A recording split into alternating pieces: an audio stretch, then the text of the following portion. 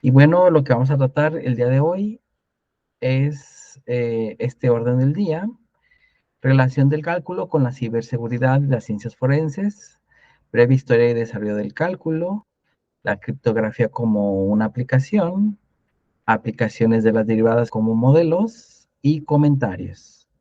El objetivo de esta sesión el día de hoy es comprender el papel, la importancia del papel de las matemáticas en la ciberseguridad. Es algo que nosotros podemos comprender muy fácil, muy sencillo, pero hay que saber el papel, la importancia de las matemáticas en el campo de la ciberseguridad. Por eso esta presentación se llama Modelo Matemático para la Ciberseguridad. Ah,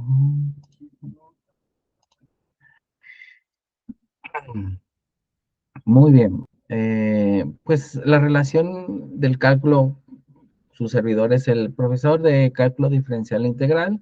Ya muchos compañeros de ustedes han hecho algunas, bueno, varios compañeros de ustedes han hecho algunas eh, evaluaciones de su curso. A mí me indica que eso me indica que van avanzando en su curso. Recuerden que el cálculo diferencial e integral en realidad es un lenguaje, es una herramienta universal, porque todo el mundo podemos comprender este lenguaje. Es un lenguaje matemático que, al ser asociado a fenómenos naturales y sociales, en algunos casos para cuando se tienen ciertas situaciones, pues a través de la metodología que ofrece la física, sustenta objetivamente los hechos tal y como ocurren u ocurrieron, para brindar una certeza jurídica. Y bueno, pues aquí ustedes saben lo importante que son las ciencias forenses en el aspecto jurídico, ¿verdad? En ese aspecto. Entonces, pues lo más importante de aquí es resaltar que el cálculo, como una herramienta matemática, en realidad es un lenguaje universal, y que toma de la física una metodología, y esta metodología pues se puede asociar a los fenómenos naturales a través de las herramientas que nos ofrece la física.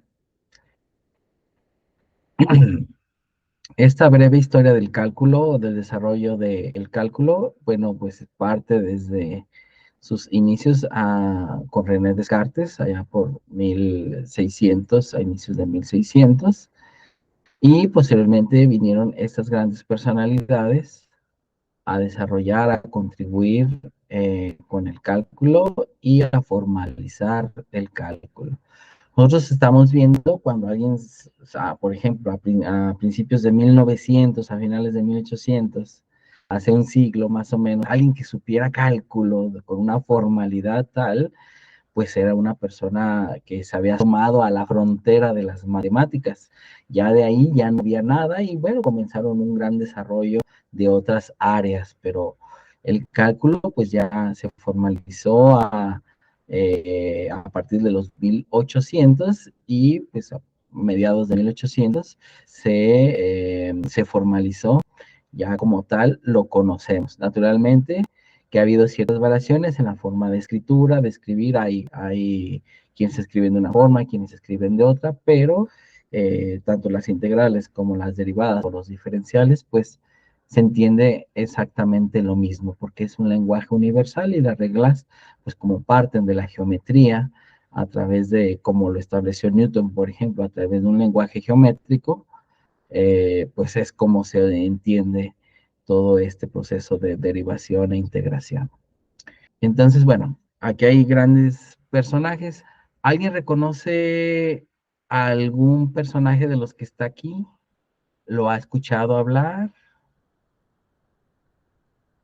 Sí, yo a Sir Isaac Newton, a René Descartes, a Leonard Euler y también a Riemann. Varios de sus teoremas yo los estudié en la ingeniería, también a Leibniz, también fueron parte Ajá.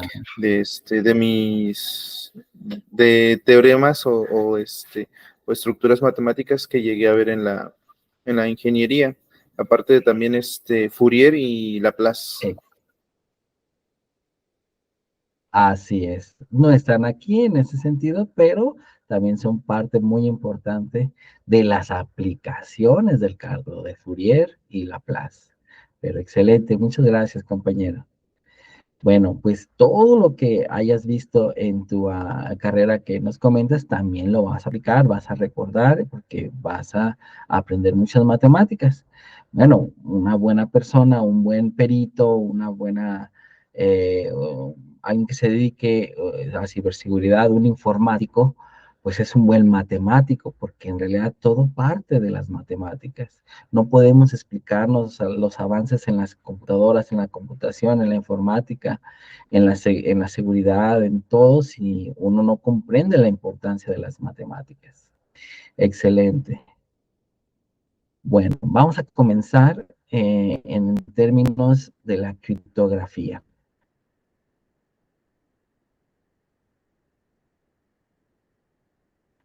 ¿Qué es en realidad una función? Una función es una regla que a cada número real, un número, bueno, una función de variable real, es una función que toma un número y asigna otro número. El conjunto de números donde toma la función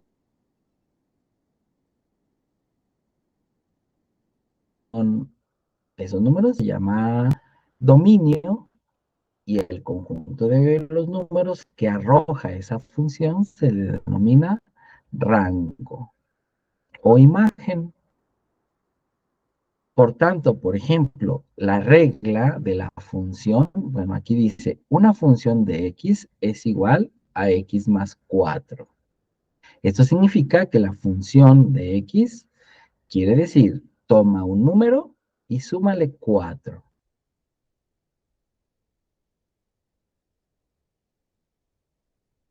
Cualquiera que sea el número.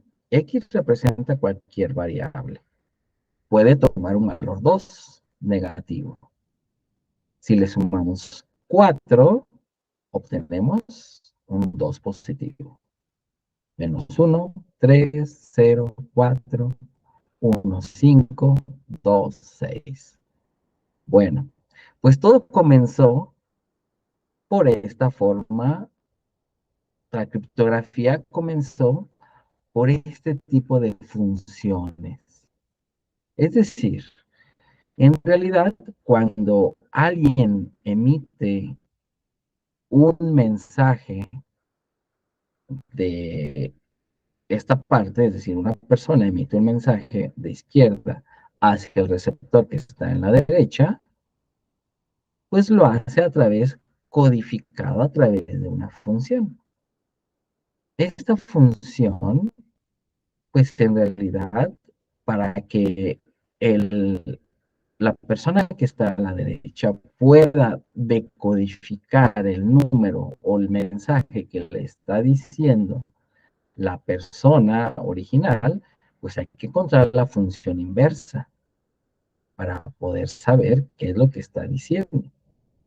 Entonces, ese tipo de funciones nos van a ayudar a comprender cómo parte la criptografía. Por ejemplo, la función exponencial, bueno, una función cuadrática tiene esta forma, es una parábola. La función inversa tiene exponente en medio y se dibuja de esta manera. La función seno se dibuja de esta manera y su función inversa es la función arcoseno y se tiene esta gráfica de esta manera. La función exponencial se dibuja de esta manera, pero la función inversa es la función logarítmica. Entonces, de tal manera que para toda función es muy importante poder encontrar la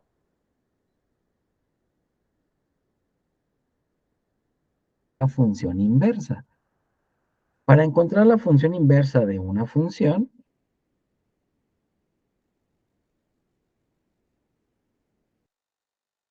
lo que hacemos es, bueno, igualar la función, y es igual a la regla para utilizar en términos variables de X y de Y.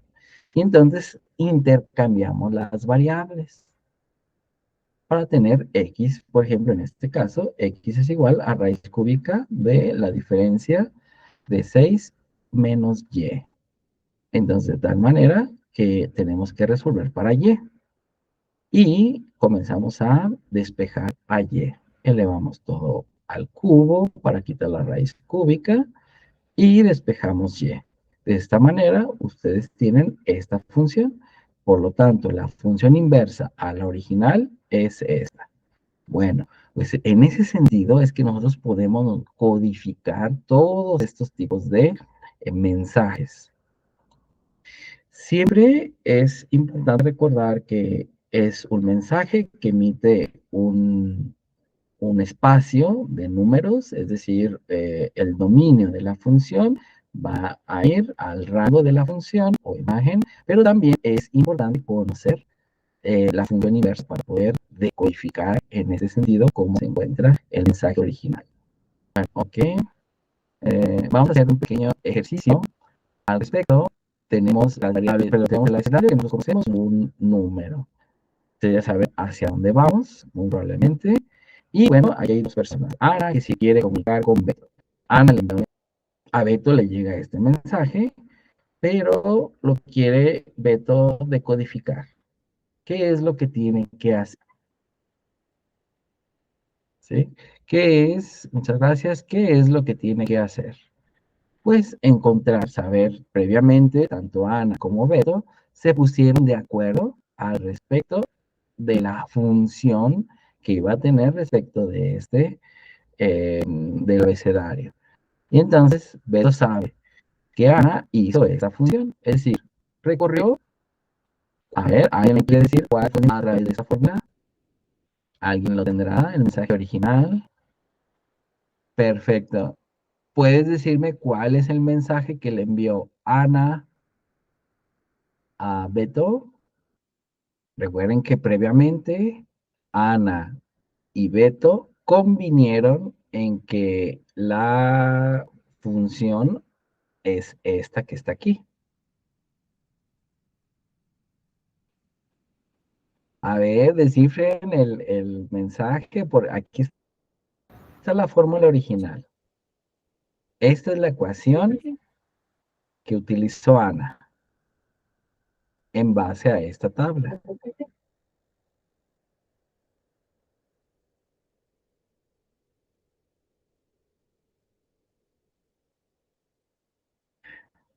Ya lo tienen.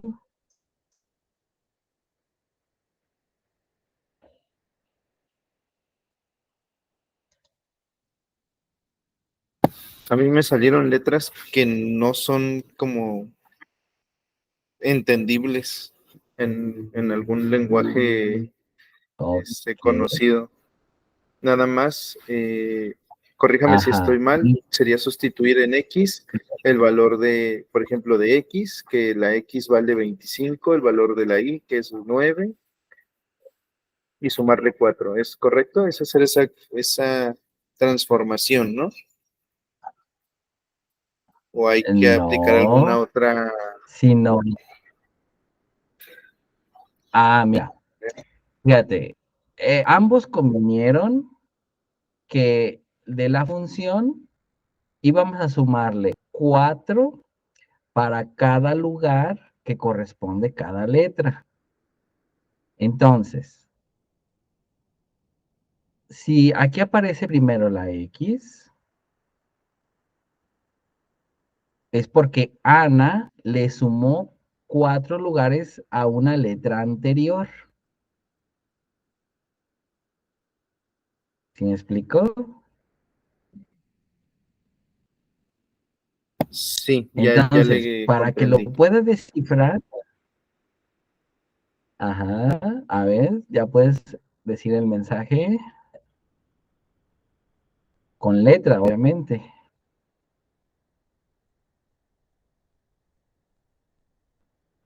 La primera letra es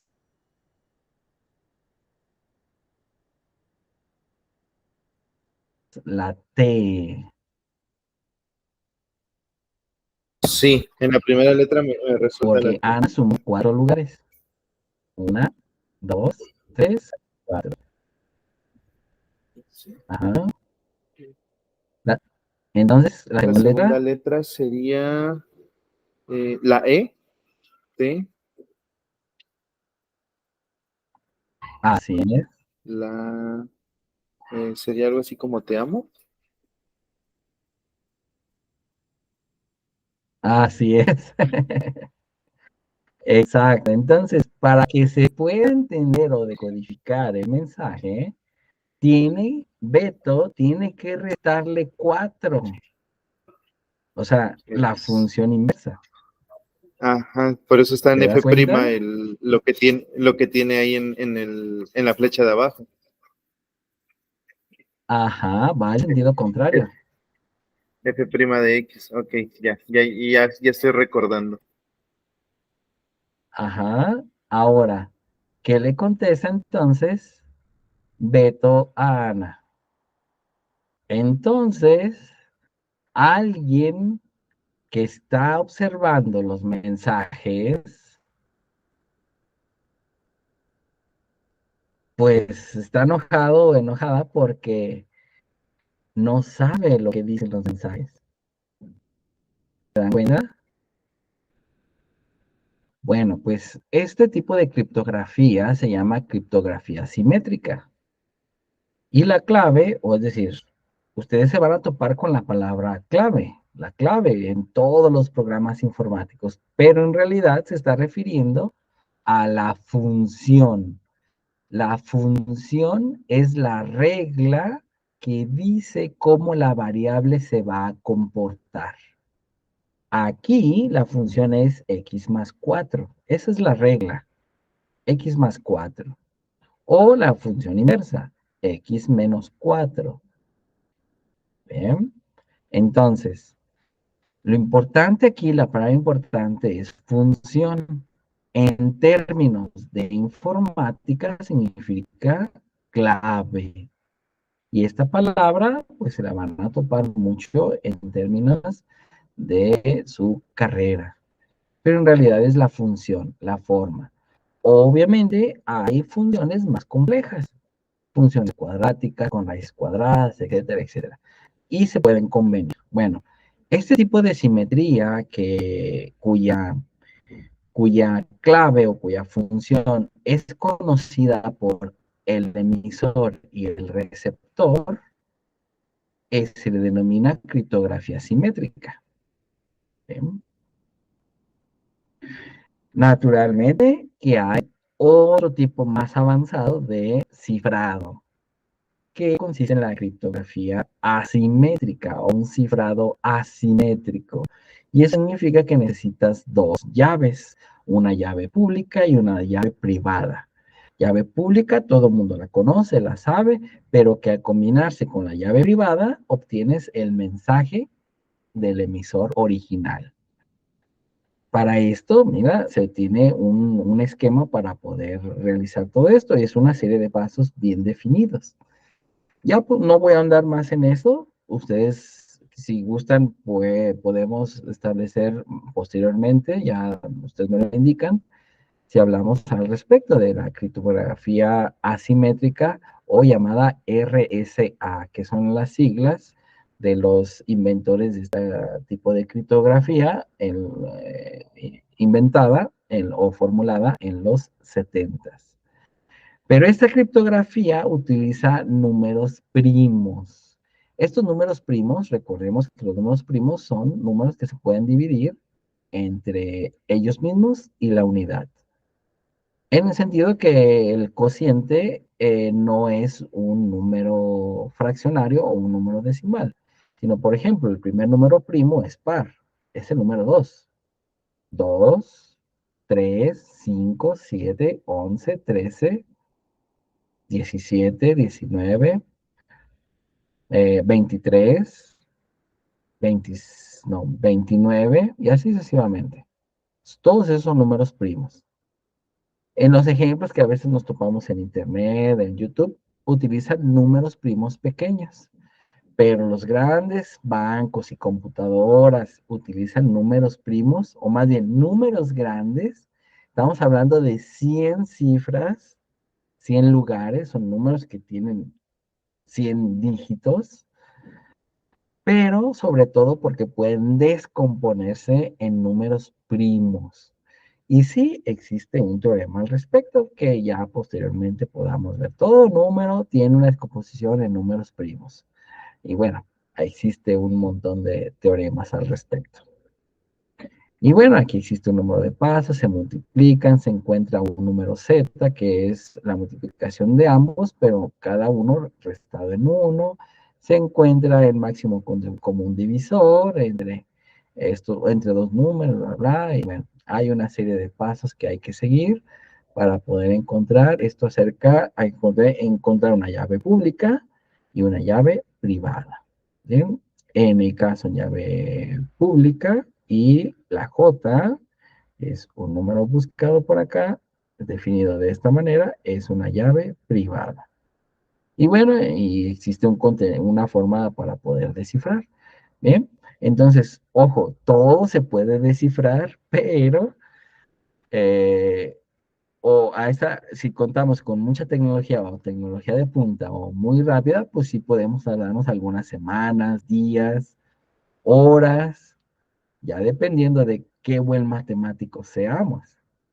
Bien, por eso es importante que no tengan una mala impresión de las matemáticas, porque todo esto de la criptografía tiene que ver con las matemáticas. Y todo parte de aprender, pues, buen cálculo, diferencial e integral. ¿Hasta aquí alguna duda, jóvenes?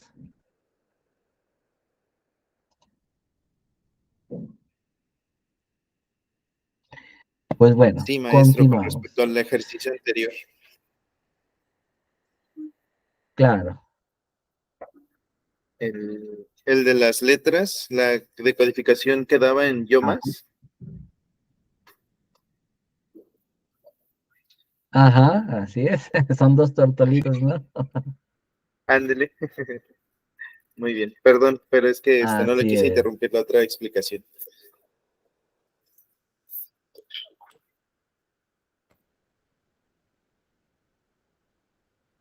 Al contrario, muchas gracias. Ya Y esa era sí, toda la duda, nada efectivamente, tú más. ya Disculpe. descubriste. Bueno, nadie más se supone que debería de saber esta regla, ¿bien? Esta clave. Así es. Qué bueno. No, no, bienvenido. Qué bueno que sí lograste decodificar. Pero imagínate una tercera persona que esté. Recordemos que una clave en ciberseguridad, más bien, bueno, todo mundo debe partir de un principio de ciberseguridad que se denomina todo está siendo escuchado, a menos que se demuestre lo contrario. ¿Bien? Todo está siendo intervenido, todo está siendo escuchado, todo está siendo leído, escuchado, a menos de que se demuestre lo contrario. Entonces, eso, a partir de ahí, tú tienes que partir de que todos los sistemas son inseguros. Por eso es que tus claves es muy recomendable cambiarlas cada 3 meses, cada mes, 3 meses, estaría bien. Pero todas las contraseñas de correos, todo se debería de cambiar cada cierto tiempo. Nosotros tenemos, por ejemplo, las aplicaciones en el celular siempre en línea, y pues también ese es un error, porque le damos más tiempo a personas que pueden descubrir nuestras claves o nuestras funciones al respecto. Muy bien. Bueno, jóvenes, pasando ahora a otra aplicación, las aplicaciones de las derivadas como modelos. Bueno, pues, ¿qué creen, jóvenes? De la biología existe una dinámica, o alguien observó una dinámica que existe entre el depredador y la presa. Estas ecuaciones que describen esta dinámica se llaman ecuaciones Lotka-Volterra.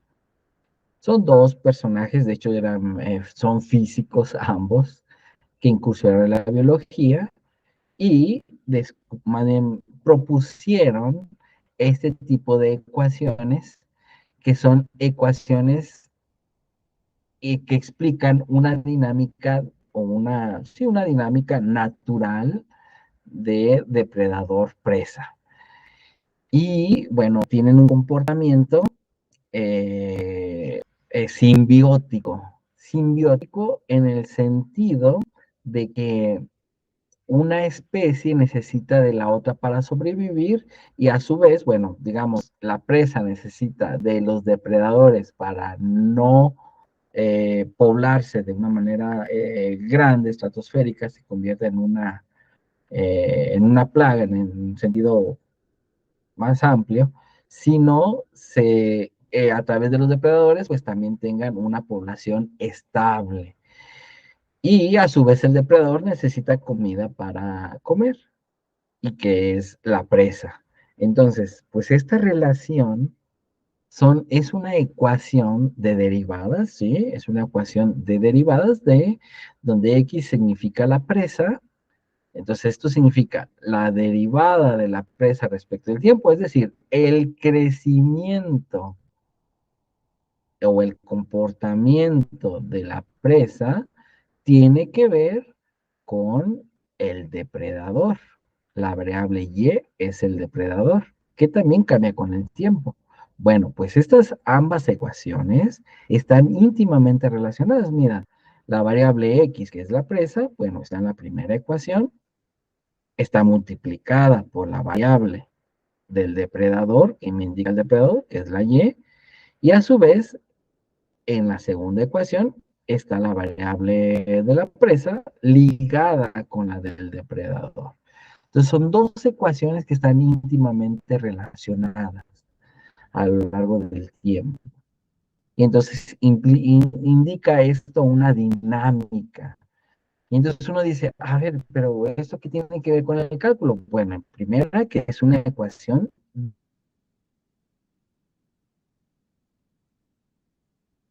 diferencial.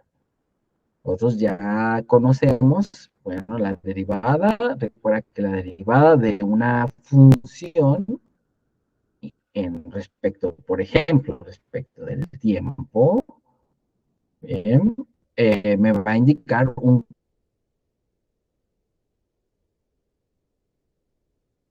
comportamiento, pero este comportamiento también va a estar dado por la variable, por la función variable, que en este caso es el depredador, que está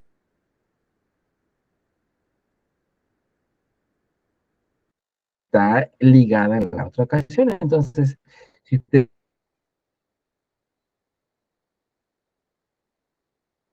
se fijan, son relativamente ecuaciones simétricas, bueno, antisimétricas en el sentido de que las variables, la X que está aquí, está acompañándolo por una constante, y la variable del depredador, aquí está acompañada por otra constante, con signo menos, y acá arriba está con signo más positivo. Tanto alfa como beta, gamma y delta, las letras griegas que ustedes ven aquí, son parámetros. En un momento vamos a ver esos parámetros. Y bueno, jóvenes, pues, ¿qué creen? Pues eh, estas ecuaciones, o más bien, el ciberdelito es también una relación depredador-presa. Y sigue esta misma dinámica de depredador-presa, esa misma dinámica que siguen las especies. Entonces, vamos nosotros a ver qué significa cada una de estas variables. Por ejemplo, dx en dt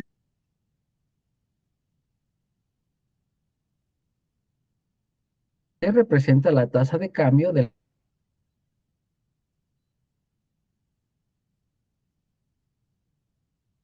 la población de atacantes a lo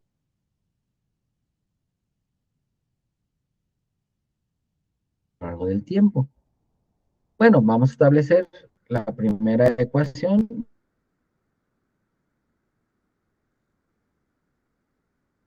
Vamos a decirlo de esta manera, que la ecuación del atacante, de la persona que quiere introducir, quiere robar información, hacia un conjunto de personas o conjunto de usuarios informáticos.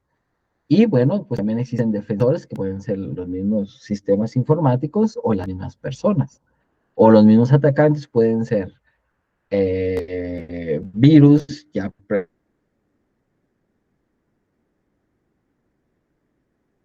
previamente diseñados y establecidos con una tarea para atacar cierto número de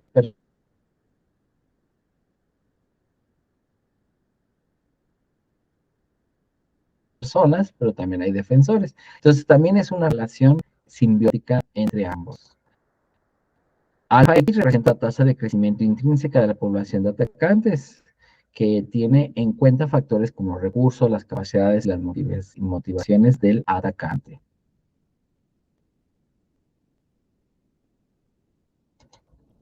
Y bueno, cada una de ellas, ya por tiempo no voy a decir qué significan, sino ahí ustedes pueden leerla o capturar una pantalla para que después las lean, pero en realidad lo que nos indica toda esta,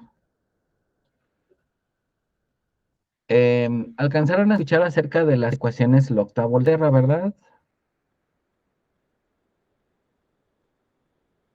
Sí, de eso sí. Sí, de eso sí. Excelente. Bueno, pues esas ecuaciones son estas, y aquí hay una simulación. Vamos nosotros a explorar cómo se relacionan ambas ecuaciones. Como es una relación simbiótica, pues es una relación circular, es un campo de esta forma. Se le llama campo vectorial. Veamos. Observemos aquí como esas condiciones iniciales. Recuerden que toda ecuación diferencial, como la que hemos visto de Lotka-Volterra, parten de una población inicial, bueno, tanto de atacantes, que era la X, como de defensores. Si nosotros cambiamos esta relación, por ejemplo, ponemos, vamos a poner 100 y vamos a bajar a 10 defensores. Y vamos a ver cuál es la forma. Bueno, fíjate, forma esta espiral. Recuerda que esto se forma o se indica a lo largo del tiempo. Debe de ser una espiral que sale en el eje de las zetas, que es el tiempo que parte de aquí desde el origen. Entonces aquí hay una relación, si existen muchos atacantes y pocos defensores bajo esos parámetros. Estos vienen siendo los parámetros alfa, beta, gamma y delta. En realidad son términos también, tienen que ver con la probabilidad de ataque de un virus o de un internauta que no tenga permitido ingresar a cierta base de datos, etcétera. Entonces, son términos informáticos que en algún momento podemos observar, pero eso tiene que ver con fenómenos probabilísticos, estos parámetros.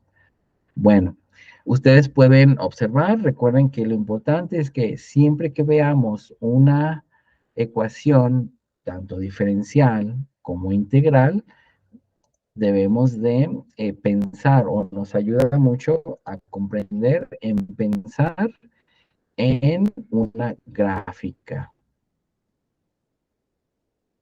Y bueno, pues ya para terminar, quiero decirle estos comentarios.